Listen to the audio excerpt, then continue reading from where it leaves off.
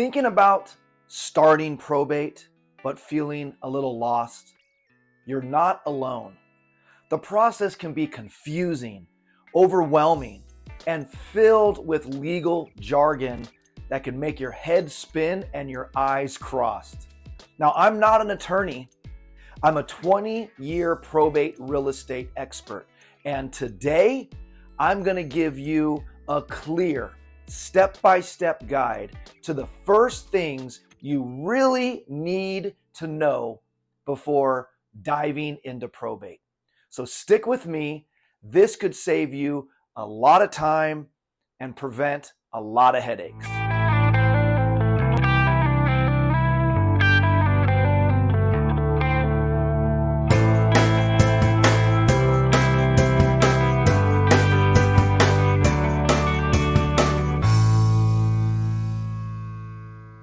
Hi, I'm Gary DiGrazia, host of Selling Probate Real Estate in California and a probate real estate expert with 20 years of experience helping families like yours sell a home during probate. I'm here to help you navigate these complex waters. Let's break down the essential first steps you need to start probate in California, starting with the DE-111 form. The DE-111 is the initial inventory and appraisal form. It lists the estate's assets and it helps the court understand what needs managing. With the DE-111, the duties and liabilities is also filed, and this document outlines your role as the personal representative. In other words, it's your legal responsibility to handle the estate properly and honestly. At the start, there's a nominated personal representative. Now, this person is either named in the deceased's will, or if there's no will, usually chosen by the family. But this role is key because you'll be the main person managing the probate process and the estate's assets. Here's the big picture. The probate timeline. After filing the initial documents, including the petition for probate, the DE-111, the court sends out notices to the other heirs and creditors. You'll also have to publish a legal notice in a local newspaper to inform the public. And the local paper has to be in the county where the probate is taking place. During this time, fees for court filings and publications, they have to be paid. And you'll prepare important paperwork like inventories and these notices. Starting probate is about being organized, understanding your responsibilities, and knowing what comes next. But with the right guidance, you'll avoid common costly mistakes and you'll move the estate forward smoothly. And before I wrap up this video, I want to quickly mention some of the most common mistakes that I see people make when starting the probate process and how you can avoid making these same mistakes. Number one is waiting too long to file the initial documents. Delays can slow down the entire process and cause unnecessary stress. So file early to get the court involved and start moving the probate forward.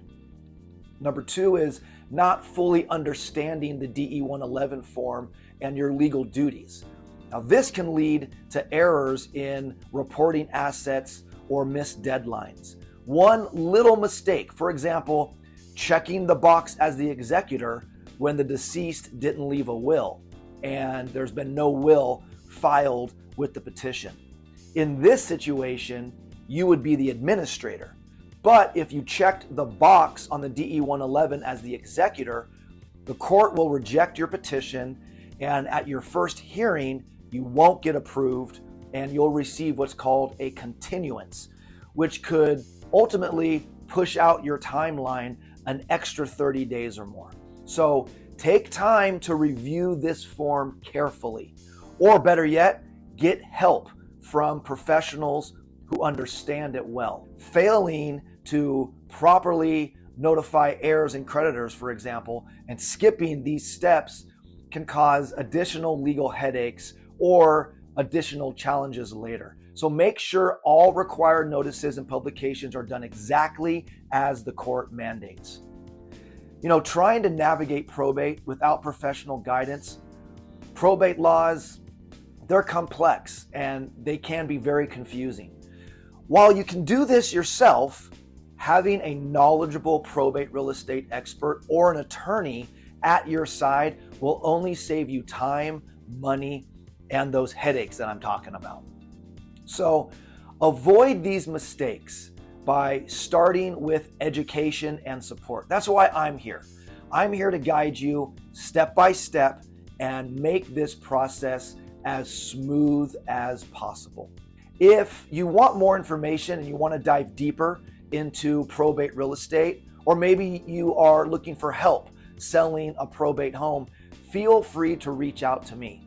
You can get in touch with me several ways. The easiest is to book a free consultation with me.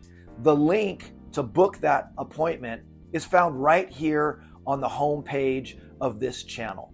Otherwise, you can always call, text, or email me.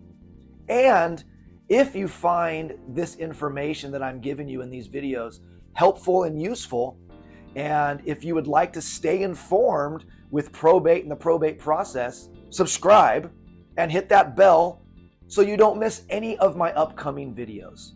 You can also drop questions that you have in the comments and we'll get back to you on those as fast as possible. But for now, thank you for watching Selling Probate Real Estate in California.